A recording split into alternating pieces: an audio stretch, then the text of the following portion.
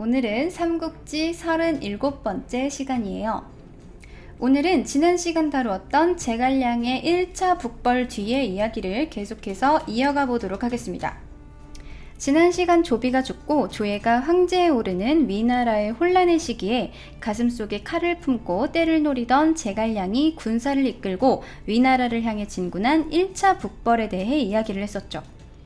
1차 북벌은 제갈량 감독, 각본, 연출, 편집에 잘 짜여진 판 위에서 총나라의 대표적인 명장 조운이 활약해 기곡에서의 큰 그림을 성공해내고 옹주를 순식간에 점령하는 큰 틀을 이끌어갔기 때문에 전쟁 초반 제갈량이 이끄는 촉군의 기세가 어마어마했고 순식간에 세계군의 항복을 받아내는 등 정말 이러다가 다시 위초고 삼국의 균형이 맞는 게 아닌가 하는 생각까지 들 정도였지만 남은 옹주를 점령하고 관중 지역으로 진출하고자 했던 제갈량의 계획의 가장 핵심 사항 중 하나였던 가정에서의 시간 끌기 전투에서 마량 오형제의 막내였던 마속이 대단한 재능을 뽐내면서 제갈량의 명령을 어기고 새로운 전략을 펼치면서 위나라 장합군에게 순식간에 대패하는 참사를 일으켰고 이러한 대패의 여파로 옹주 지역을 점령할 충분한 시간을 확보하지 못한 제갈량은 급하게 전군 철수를 명령하면서 아무런 득 없이 1차 북벌에 실패했다더라 하는 이야기 지난 시간에 마무리했었죠. 자, 그렇게 227년 태화원년 건흥 5년 황무 6년 3월부터 시작되어 약 10개월간 진행된 1차 북벌이 끝나고 한 차례 위기를 넘긴 위나라는 무시했던 촉한이 뒤에서 칼을 갈며 수년간 준비했던 비장의 한 수를 막았다라는 생각에 흥이 차오릅니다. 그리고 또다시 역시 촉한은 신경 안 써도 될 것 같아. 오나라나 빨리 정리해버려야지 라는 생각을 한 조예는 사마의와 조휴에게 10만의 군사를 주어 사마의는 한수를 따라 내려가고 조휴는 양주 여강군 심양현을 통해 진군해 두 갈래 길로 오나라를 공격하도록 하는데 이 위나라군을 상대로 나온 오나라의 장수가 있었으니 그가 여러분들도 잘 알고 계신 오나라의 그 장수 여몽의 뒤를 이어 오나라 군권을 장악하고 오나라의 관우토벌을 성공시킨 그 장수 유비의 분노를 담은 총공세 이릉대전을 승리로 끈 그 장수 육손 되겠습니다.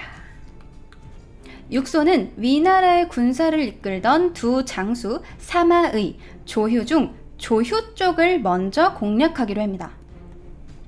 육손은 조휴를 공략하기 위해 손권과 짜고 파양태수, 주방을 시켜 조휴에게 거짓 항복을 전하게 하는데 주방은 의심을 피하기 위해 오나라의 소속의 사신이 아닌 주변 지역 오랑캐의 우두머리 중 이름이 꽤나 알려져서 위나라에서도 어느 정도 신뢰할 수 있는 사람이었던 동잠과 소남을 동원해 조휴에게 항복 의사를 전달합니다. 조휴는 주방이 처음 항복 의사를 비치고 반란을 일으켜 위나라에 투항하겠다라는 말을 했을 때는 이를 쉽게 믿지 않았지만 주방이 무려 7번이나 편지를 보내 항복 의사를 보이자 결국 꾀임에 넘어가게 되었고 주방과 주고받은 편지의 내용처럼 위나라 군대가 밖에서 쳐들어가면 안에서 주방이 호응해 줄 것이라 믿고 손권의 세력권 안으로 깊숙이 군사를 이끌고 진군하게 됩니다. 지금 이렇게 조휴가 주방의 말을 듣고 진군했다라는 말을 들으면 아니 전시에 항복한다는데 저거를 무슨 편지 몇 통 받고 저걸 그렇게 쉽게 믿어? 쉽죠? 아니 뭐 어디 땅 따먹기 부루마블 놀이하는 것도 아니고 전쟁인데 심지어 뭐 1000명 2000명짜리 소규모 구치전도 아니고 황제의 명령에 따른 10만 명짜리 전쟁인데 이거를 가짜 항복에 넘어간다고? 바본가? 싶을 수도 있어요. 자, 그럼 과연 도대체 어떻게 조휴는 어떤 편지를 받았길래 속아 넘어간 걸까요? 도대체 뭐라고 편지에 적어놨길래 이 통수와 배신의 시대에 적군 지휘관마저 속일 수 있었는지 정사 주방전에 기록된 편지 내용을 한번 함께 읽어보도록 하겠습니다. 그렇다고 7개의 편지를 다 읽기에는 너무 기니까 각각의 편지를 조금씩 요약해서 7개를 쭉 한번 보도록 하겠습니다. 주방은 산월의 구족이나 명장들 중에서 북쪽의 적들에게 잘 알려진 자를 은밀히 구하여 이들을 시켜 위나라 대사막 양주목 조휴를 속여 유인하도록 하라는 명령을 받았다. 주방은 이에 대답하고 혹시라도 일이 누설되어 조휴에게 이를 수 없을 것이 걱정되었으므로 신임하는 사람을 보내 편지 7통으로 조휴를 유인하도록 해줄 것을 요청했다. 첫 번째 편지에서 말했다. 저 주방은 1000년 만에 요행을 만나 당신 주의 백성이 되었지만 강물을 사이에 두고 멀리 떨어져 있어 존경하는 마음을 분명히 드러내지 못하고 멀리 그저 강 건너 구름만을 바라보고 있습니다. 저는 정성이 미약하고 명성과 지위는 밝게 드러나지 않는데 비록 목마른 사람이 물을 찾는 것과 같은 마음이 있더라도 감히 어찌 표명하겠습니까? 여우는 죽을 때 고향 언덕으로 머리를 향하고 사람의 감정은 근본에 연연하니 언제나 서쪽을 돌아보면서 탄식하지 않은 적이 없고 몸을 뒤척이며 잠을 이루지 못했습니다. 어찌저찌 시간이나 전부터 줄곧 품어온 뜻을 전합니다. 저는 악모하는 마음을 이기지 못하여 만리에서 목숨을 의탁합니다. 삼가 제가 신임하는 사람, 동잠, 소남을 보내 모반하려는 마음을 기탁하여 편지를 바칩니다. 현재 상황과 특별한 다른 사항들이 생기는 것은 다른 편지에 열거하겠습니다. 명공께서 해와 달과 같은 빛을 내려 멀리 있는 백성들의 뜻을 비추어 영원히 생명을 귀순하려는 자들로 하여금 존경하고 의지하는 곳이 있게 해주십시오. 두 번째 편지에서 말했다. 저 주방은 멀리 변방 구석에 있어 강과 그 지류로 인해 위나라의 은택과 교화를 받지 못했습니다. 그렇지만 산과 계곡 사이에서 멀리 떨어진 명공에게 제 생각을 이렇게 전하면서도 혹시나 이렇게 모반하는 것이 대의에 맞지 않으니 신임할 수 없다 생각하시어 용납되지 못할까 걱정하고 있습니다. 사람이 일을 처리하는 것은 상황에 따라 변하는 것이니 이는 예전이나 지금이나 마찬가지입니다. 제가 동호회 한 개군을 다스리는 직책에 임명되었을 때 맨 처음의 소원은 이미 실현되었으므로 마음에 새기고 공을 세워 보답하고 영원히 두 마음을 갖지 않기로 했습니다. 이러한 마음을 먹을 당시에는 오래지 않아 불의의 재해과 견책을 당하여 재앙이 목전에 있게 되고 던져진 계란과 같이 위험해질 것이라 어찌 예상했겠습니까? 여기 남아있으면 모함을 받아 억울하게 죽을 상황에 처했으니 저는 비록 뜻과 행동이 경솔하고 미천하지만 제 삶과 죽음의 기로가 이렇게 억울한 이유로 정해지는 것이 어찌 슬프지 않겠습니까? 이에 패부의 말을 토로하여 전하게 되었습니다. 당신께서 봄날의 윤기를 내려 위급한 처지에 놓인 저를 불쌍히 여겨 구제하시고 저를 의심하여 위탁한 목숨을 거절하지 말아주시기를 원합니다. 일이 누설되면 제가 받게 될 죄는 예측할 수 없습니다. 당신에게 있어서는 첫째, 인자함에 상처를 입게 되고 계획에 손해를 입을 것이며 둘째, 교화하려는 자들의 마음을 끊어놓게 될 것입니다. 당신께서는 멀리 과거의 고사들을 생각하시어 저를 동정하고 불쌍히 여겨 질문하려고 하는 것은 마음속에 담아두고 신속하게 비밀 회신을 내려주기를 희망합니다.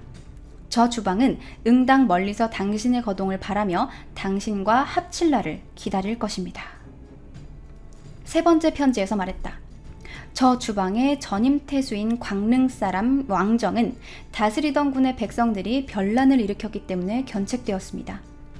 왕정은 그 일을 스스로 수습해보려 했으나 잘 되지 않았고 이후 몰래 북쪽으로 돌아가려 했으나 불행히 이 일이 탄로나 일가족이 주살되었습니다. 저는 왕정의 일을 직접 보았고 또 동호회 군주에게 일단 경시받으면 다시는 두터운 대우를 하지 않는다는 것을 보았습니다. 비록 지금은 쓸모가 있어 잠시 쓰인다고 할지라도 결국에는 제거될 것입니다. 현재 동호에서는 저에게 군을 관리하도록 했는데 이것은 이후의 공적을 질책하여 반드시 저를 죽이려는 뜻일 것입니다. 비록 여전히 그의 눈밑에서 살고 있지만 제 목숨이 언제 끝나게 될지 몰라 걱정스럽고 불안하고 두렵습니다. 인간이 세상 사이에서 사는 것은 마치 낮과 밤이 지나가는 것과 같이 빠르고 짧습니다. 이런 짧은 삶 속에서 늘상 위험과 두려움을 끌어안고 있는 것은 말로 할 수 없는 괴로움입니다. 저는 저의 마음을 말하고 거듭하여 직접 피력하였는데 비천함으로 인해 받아들여질 수 없을까 두렵기만 합니다. 원컨대 당신께서 조금만 유의하여 상세히 관찰하시고 저의 의견을 헤아려 주십시오. 지금 이 군의 백성들은 비록 표면상으로나 명의상으로는 머리를 숙이고 있지만 진실로 산과 들녘에서 빈틈을 엿보며 다시 반란을 일으키려고 합니다. 그들이 반란을 일으키는 날 저의 목숨은 끝납니다. 동호의 군주는 얼마 전에 장수들을 은밀히 파견하여 북쪽으로 진격하려고 도모했습니다. 여범과 손소 등은 회하로, 전종과 주화는 합비로, 제갈근과 보질과 주연은 양양으로, 육의와 반장 등은 매부로 토벌하러 갔습니다. 동호의 군주는 중군을 인솔하여 직접 석양을 엄습하고 별도로 사촌 동생 손환을 보내 안육성을 다스리면서 관저와 누각을 세우고 물자와 식량을 운송하여 군량을 비축하도록 했습니다. 또 제갈량에게 명하여 관서로 진군하도록 했습니다. 장강가에 있던 장수들은 그곳에 또 머물러 있지 않고 결국 3,000명의 병사만이 남아 무창을 지킬 뿐입니다. 만일 당신이 1만 명의 병사를 이끌고 한현으로부터 남쪽으로 장강가까지 온다면 저는 곧 이곳으로부터 관리와 백성들을 인솔하여 당신을 위해 안쪽에서 응하겠습니다. 이 일대의 여러 군은 앞뒤로 일을 일으켜 성공하다 실패했는데 이것은 외부의 원조가 없었기 때문에 그렇게 된 것입니다. 만일 북쪽의 군대가 변방에서 나타나서 경문을 전한다면 북방을 그리워하던 병사와 백성들이 이에 호응할 것입니다. 원컨대 당신께서 위로는 하늘의 뜻을 관찰하고 아래로는 사람의 일을 관찰하며 중앙에서는 시초풀과 거북이로 본 점을 참고하신다면 지금까지 한 말이 허망한 것이 아님을 충분히 증명할 것입니다. 네 번째 편지에서 말했다. 제가 보낸 동잠과 소남은 어린 시절부터 우리 집에서 성장했으며 그들을 아끼고 신임하는 것은 마치 아버지가 아들을 신뢰하는 것과 같습니다. 그렇기 때문에 이 중요한 편지를 그들이 가져가게 한 것입니다. 그들에게 몸을 의탁하여 모반하려는 것을 말할 때 눈으로 말하고 마음속으로 헤아려 입술과 치아를 사용하지 않았으므로 이들 외에는 가족을 포함한 고륙조차 이 모반의 뜻을 아는 사람이 없습니다. 저는 이 계획을 세우면서 하늘에 맡겼습니다. 만일 이것이 성공한다면 생명을 보전하는 복이 있을 것이고 우연히 기밀이 누설된다면 멸족당하는 재앙을 받게 될 것입니다. 저는 항상 밤마다 하늘을 우러러보고 별님들에게 고하고 맹세했습니다. 저의 정성이 부족하니 어찌 하늘을 감동시킬 수 있습니까? 그렇지만 이미 사태가 위급하고 제 능력이 부족하니 오직 말할 곳이 하늘뿐입니다. 저는 당신이 저의 말을 완전히 믿지 않을 것이 걱정되어 동잠과 소남 두 사람 중 한 명을 남겨 이후에 보증이 되게 하겠습니다. 일단 편지를 보내고 그들을 돌아가도록 해 모반한 일을 후회하여 돌아와 자수한다고 말하도록 하십시오. 동호의 군주에게는 고정된 법령이 있어 모반한 것을 후회하여 돌아온 자는 그 죄를 면할 것입니다. 운명을 걸고 서쪽을 바라보니 눈물이 붓을 따라 함께 떨어집니다. 다섯 번째 편지에서 말했다. 파양의 백성들은 사실 다수가 우매하고 사나워 이들을 병력으로 쓰고자 한들 즉시 말을 듣는 일은 없을 것이고 말을 듣지 않는 백성을 불러 처리하고자 한들 쉽지 않을 것입니다. 지금은 비록 머리를 숙이고 따르고 있지만 속으로는 그들끼리의 결속은 제거되지 않았고 동호를 따르고 있지 않습니다. 이들은 산과 들에 숨어 살면서 반란을 일으킬 마음을 여전히 갖고 있습니다. 그런데 지금 동호의 군주는 대규모의 병사를 일으킬 계획을 짜놓고 전국의 병력을 들어 모두 내보내 장강가는 텅 비었고 군영에 주둔하고 있는 사람은 감소하고 오직 간사한 첩자들만 있을 뿐입니다. 만일 이 시기를 이용하여 이들의 백성들을 움직여 소란스럽게 하면 하루아침에 손에 넣을 수 있을 것입니다. 그러나 이것은 외부의 원조에 의지하여 안과 밖이 긴밀하게 합쳐져야지만 합니다. 그렇지 않으면 성공할 기회가 없을 것입니다. 지금 당신이 만일 환연의 길로부터 진군하여 장강가에 주둔한다면 저는 마땅히 남쪽 해안 역구로부터 호응할 것입니다. 만일 장강가로 곧장 오지 못하고 백리주에 머물 수 있다면 이곳의 백성들로 하여금 북쪽 군대가 그쪽에 있음을 알도록 하여 그들 스스로 시기를 파악해 반란을 일으켜 행동하게 하십시오. 이곳의 오랑캐 백성들은 굶주림과 추위를 고통스러워하지 않고 병사의 침입을 좋아하고 정벌하고 토벌하는 것을 고통스러워합니다. 그러므로 그들은 북방에 귀속되는 것을 기뻐합니다. 다만 시기가 좋지 않을 때 반란을 일으켜 외부의 호응을 받지 못해 화를 입는 것을 걱정할 뿐입니다.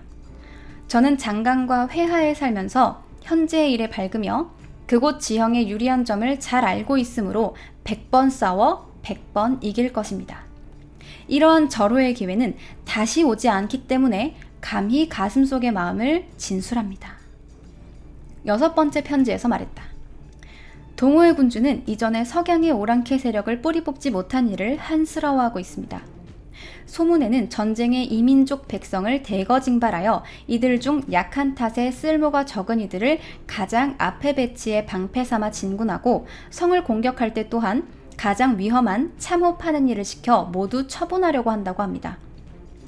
이들을 이용해 내 외부의 호응을 이끌어내기 위해서는 당신이 신속하게 구원해야 합니다. 진실로 신속함과 기밀이 필요합니다. 전임 태수 왕정이 변을 당한 것은 멀지 않은 시기에 있었던 교훈인 것입니다. 지금 저의 귀순의 성공 여부는 또 하늘에 달려있는 것이 아니라 바로 당신에게 있습니다. 만일 당신의 구원을 받아 북방으로 가게 된다면 공은 반드시 이루어질 수 있습니다. 만일 당신이 구원의 때에 미치지 못한다면 재앙을 만나게 될 것입니다.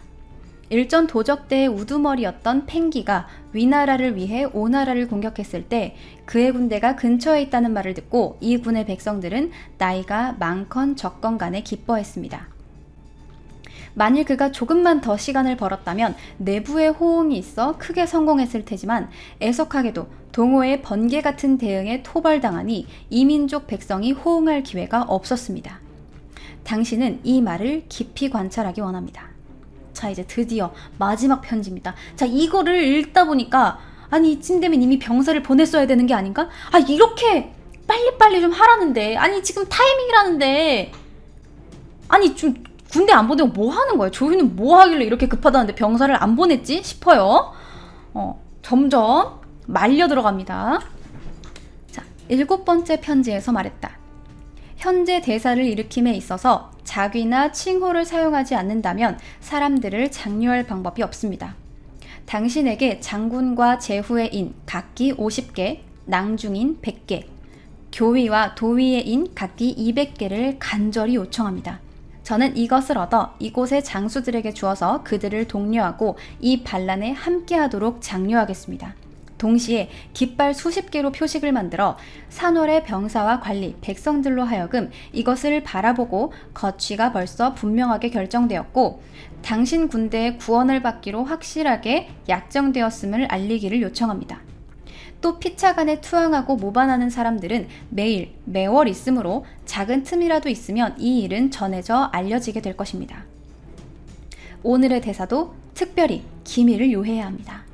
만일 저의 편지를 본다면 더욱더 은폐하고 비밀로 해야 합니다. 저는 당신의 지혜에는 일정함이 있고 방비하는 생각에는 반드시 깊이가 있음을 압니다. 제가 마음속으로 걱정하고 두려워하며 불안해하는 것은 이를 너무 자주 보고한 것이니 꾸짖지 않기를 원합니다. 주방은 조휴에게 보내는 편지와는 별개로 따로 은밀히 표를 만들어 손권에게 다음과 같이 말했다.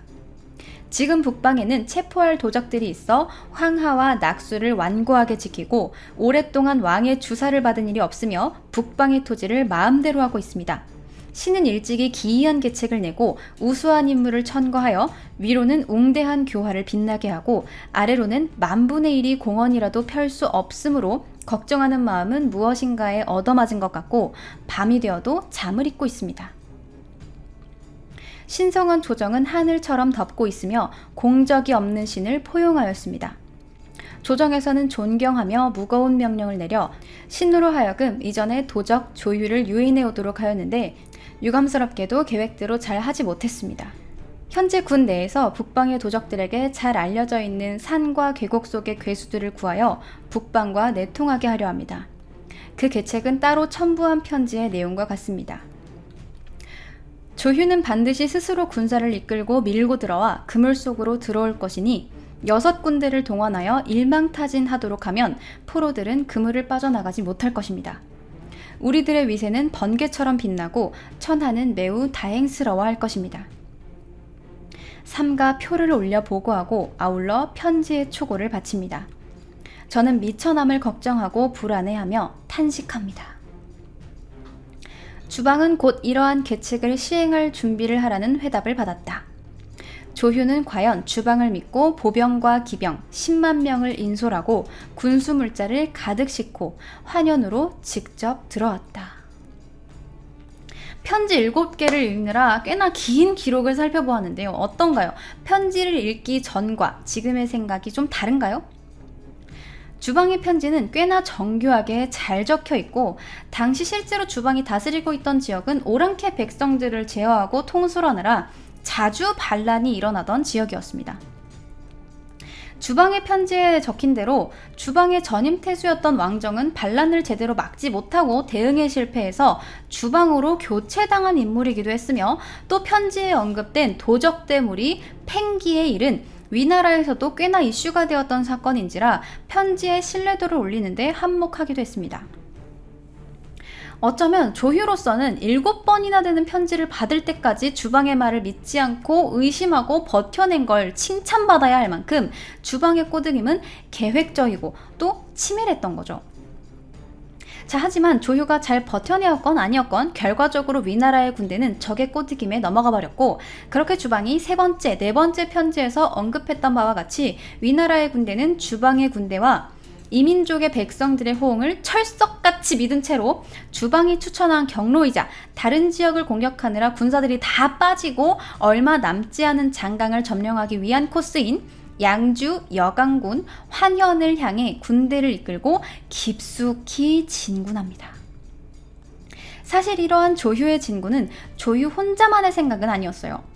조휴가 멍청해서 이 편지만 믿고 이리로 병력을 데리고 갔다라고 한다면 조휴는 진짜 희대의 멍청이이자 무능한 지휘관이었다고 평가가 되겠지만 사실 이전에도 황제 조예가 사마의와 전략을 논하면서 촉한과 오중 어디를 먼저 쳐야 할지, 치게 된다면 어느 코스로 진군해야 할지를 논하였을 때 사마의 또한 오나라의 심장과 같은 주요 위치인 동관을 먼저 노려야 하기 때문에 우리는 환현의 환성을 먼저 쳐야 한다 라고 말한 전적이 있기 때문에 조휴는 그래, 사마의도 원래 환성을 치자고 했었으니까 주방이 도와주면 좋은 거고 아니면 많은 거고 라는 생각으로 진군했을지도 모르죠. 그리고 모두가 예상한 대로 오나라의 군대가 기다렸다는 듯 나타났고 앞뒤 좌우에서 육손과 주방의 병사들이 조휴의 군대를 둘러싸고 3갈래로 나뉘어서 후드려 패기 시작합니다. 조휴는 주방에게 속았다는 걸 뒤늦게 깨달았지만 병력이 많고 정예병인 점을 들어 바로 도망가지 않고 맞서 싸웠어요. 실수는 실수, 전투는 전투! 마음을 다잡고 전투에 임하는 이러한 조휴의 용감한 행동은 전황에 큰 영향을 미치게 되고 쪽수가 많았던 조휴는 이점을 살려 승세를 되찾았습니다. 와 같은 기적은 일어나지 않았고 조휴를 때려잡기 위해서 전략적으로 배치된 오나라의 군대에 의해 위나라 군대는 깨박살이 나서 10만의 병력 중 1만 명 이상을 잃는 대패를 겪고 환현에서 조금 떨어진 석정으로 퇴각합니다. 조휴가 석정에 도착했을 때는 하루 종일 전쟁을 하느라 시간이 늦어 밤이 되었던 터라 위나라 군사들은 석정에서 한숨 돌리고 다음날 전투를 준비할 생각으로 재정비를 시작합니다.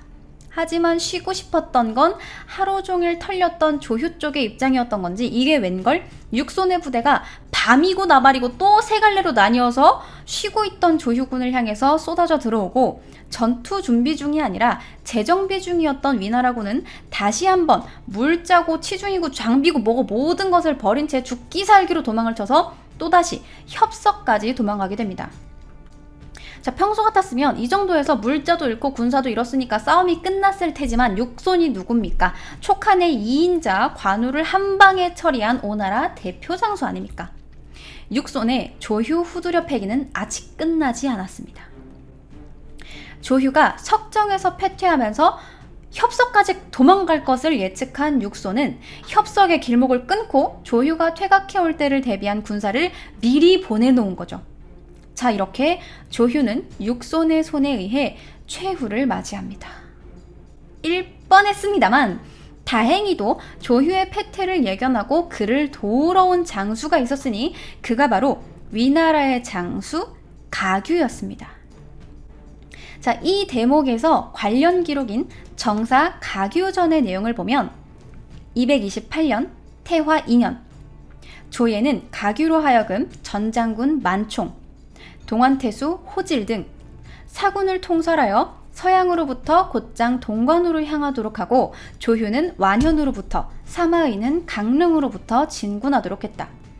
가규가 오장산에 도착했을 때 조휴는 적 중에서 항복을 원하는 자가 있다고 상주하고 적지 깊숙이 들어가 그것에 호응하기를 구하였다. 사마의는 군을 주둔시키고 가규에게 동쪽으로 향하여 조휴와 합쳐 진군하도록 조서를 내렸다.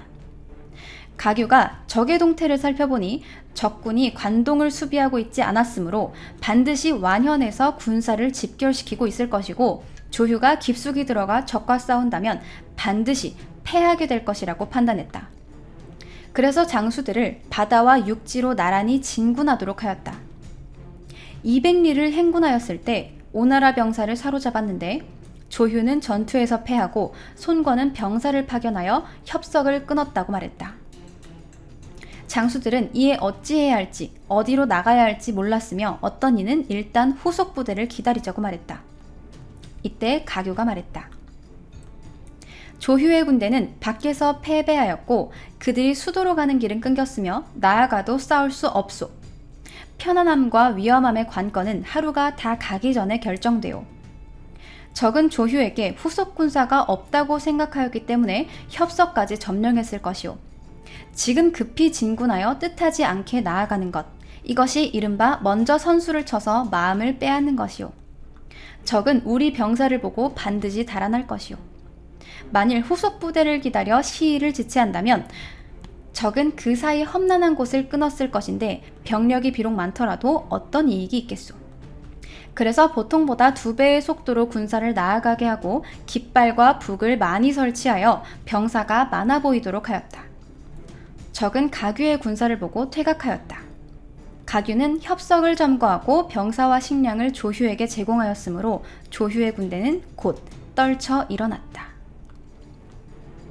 그러니까 조휴가 주방의 꼬임에 속아 넘어갔을 때 가규는 원래 황제의 명에 따라 조휴와는 다른 곳을 공격하러 가던 길이었는데 다른 곳을 가보니 병력이 별로 없었던 거예요.